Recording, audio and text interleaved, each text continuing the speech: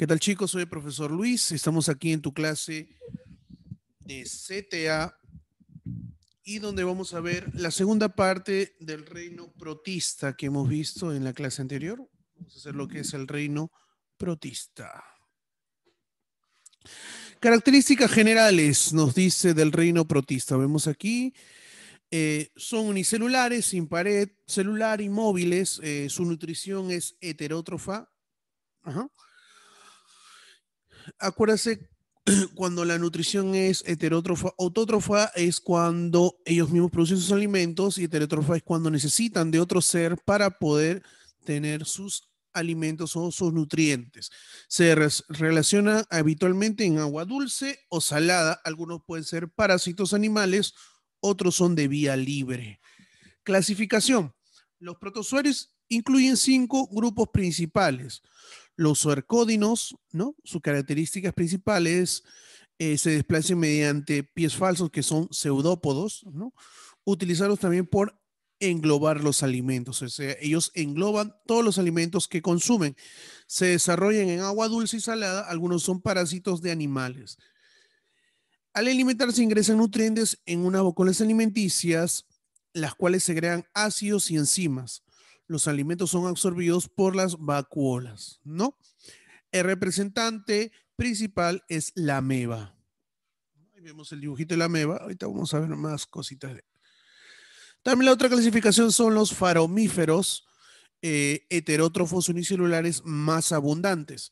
Son marinos, presentan concha de carbonato de calcio llamado testa, se alimentan de bacterias y de detritus. También sigue las radiolarios, todos son marinos con una concha de sílice que presentan muchas aberturas a través de las cuales salen los pseudópodos, ¿no? Aquí tenemos los dibujitos de estos seres de los protozoarios, ¿no? Que están en el reino protoctista. Helisuarios, animales que se asemejan al sol, de agua dulce, algunos de concha sílice, sus pseudópodos semejan agujas.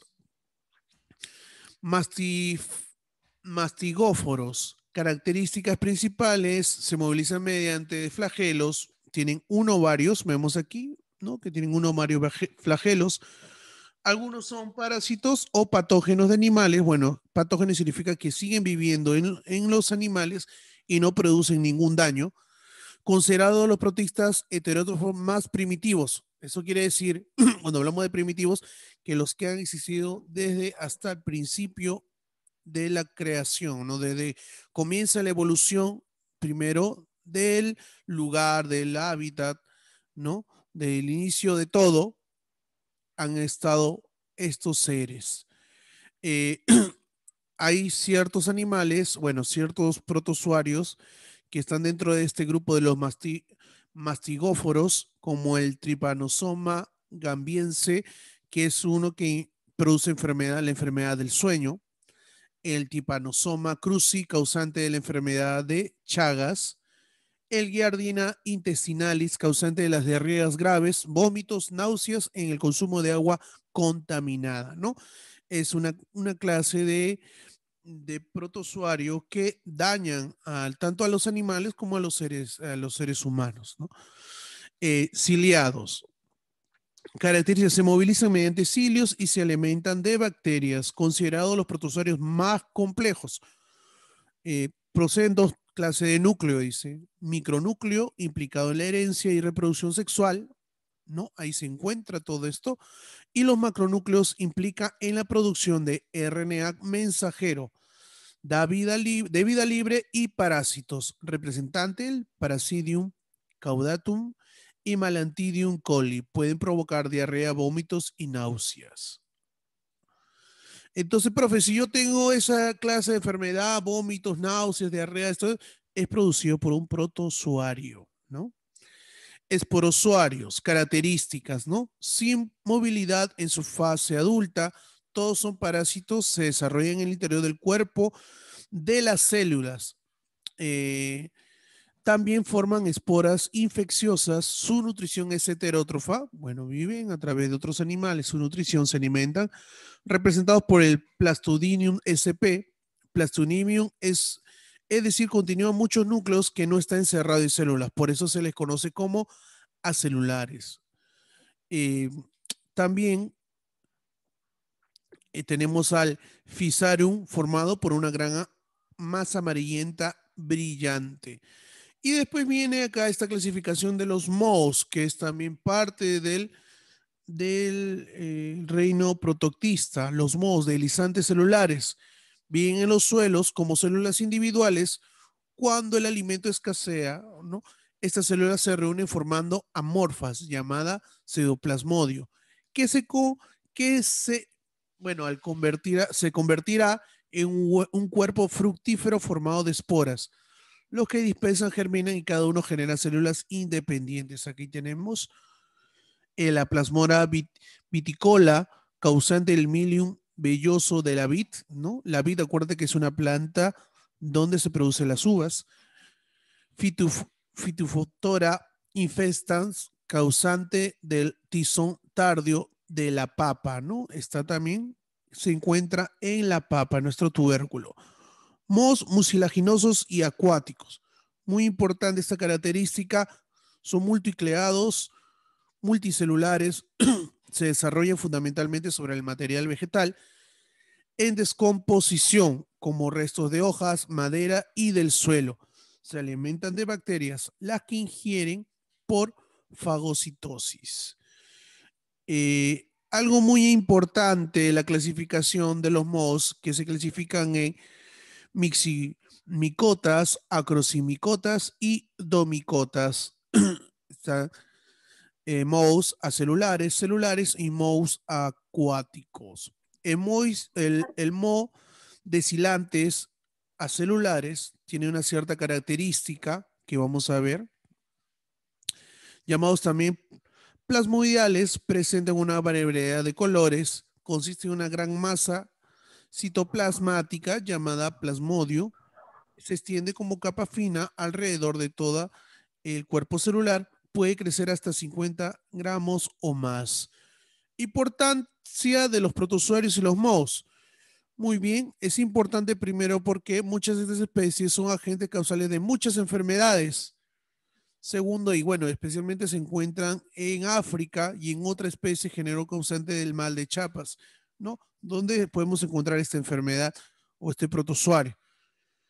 Es esporozoario, agente causal de la malaria, aún no ha podido ser erradicada por la resistencia del mosquito transmisor.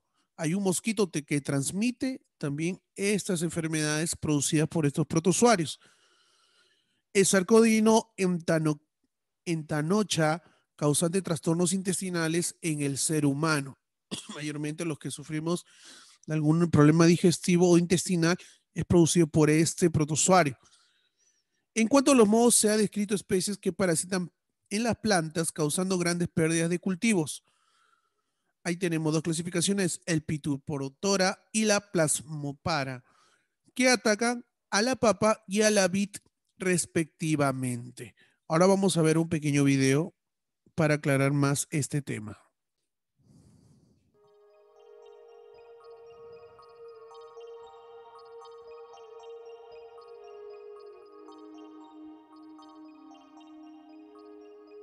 Actualmente, los seres vivos se agrupan en 6 reinos: bacteria, arquea, protista, fungi, planta y animal.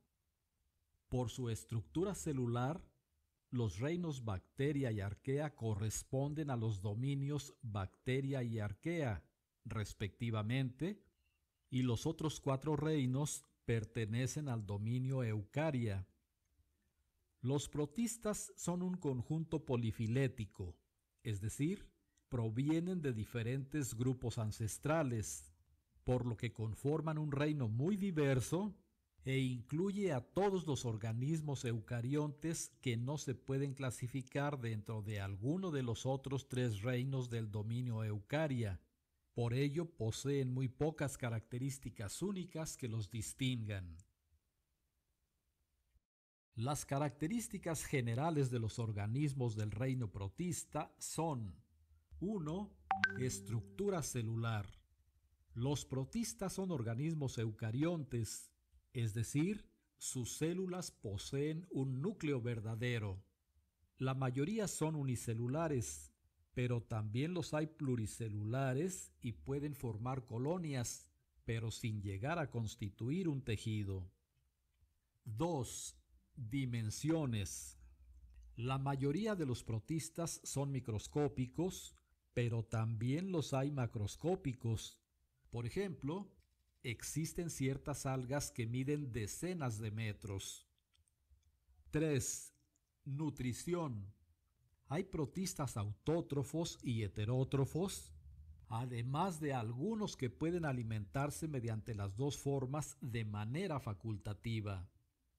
4. Metabolismo del oxígeno. Todos los protistas son aerobios, pero algunos son secundariamente anaerobios. Y 5. Reproducción. Los organismos del reino protista se pueden reproducir tanto de forma sexual, por fecundación de gametos o por conjugación, como de forma asexual, por fisión binaria, mediante esporas o por gemación, fundamentalmente. Los protistas se cuentan entre los más importantes componentes del plancton, el bentos y el edafón, por lo que representan un elemento crucial en las cadenas tróficas. La investigación de las relaciones evolutivas que los protistas tienen entre sí a nivel molecular sugiere que se pueden agrupar preliminarmente en 5 clados. 1. Clado Arqueplástida. Estos son protistas que comparten un ancestro común con todas las plantas terrestres. Expresamente, glaucofitas, algas rojas y algas verdes. Las glaucofitas son algas unicelulares de agua dulce. Su pigmento fotosintético es la clorofila A. Son posiblemente los organismos más semejantes a las células eucarióticas primitivas que establecieron una relación endosimbiótica con cianobacterias, cuya evolución en el citoplasma dio origen a los cloroplastos. Por su parte, las algas rojas contienen clorofilas A y D y son multicelulares, principalmente marinas. A su vez, las algas verdes contienen clorofilas A y B, son tanto unicelulares como multicelulares y casi todas viven en agua dulce. Las plantas terrestres evolucionaron a partir de estas algas. 2. Clado cromalveolata. Estos organismos tienen cloroplastos con clorofilas A y C, los cuales fueron adquiridos por endosimbiosis secundaria de una alga roja, aunque algunos perdieron posteriormente esos cloroplastos. Ejemplos de ellos son algas pardas, diatomeas, mohos acuáticos, dinoflagelados, ciliados y apicomplejos. 3. Clado excavata. Los individuos del clado excavata pueden tener 1, 2, 4 o más flagelos. Algunos tienen cloroplastos con clorofilas A y B por endosimbiosis secundaria de un alga verde. Otros han modificado o perdido sus mitocondrias. Son ejemplos euglenoides y diplomónadas. 4. Clado rizaria. Son protistas ameboides que extienden pseudópodos filiformes, reticulados o soportados por microtúbulos. Los foraminíferos y los radiolarios son ejemplos de estos. Y, finalmente, 5. Clado amebozoa. Son protistas ameboides que extienden pseudópodos romos en forma de dedo. Por ejemplo, amibas y mohos mucilaginosos.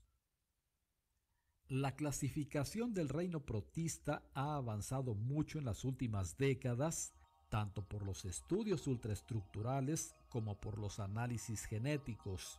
Sin embargo, Hasta hoy no existe una clasificación taxonómica formal universalmente aceptada, de modo que ésta continúa en proceso y seguramente surgirán otros reinos de los diversos organismos protistas.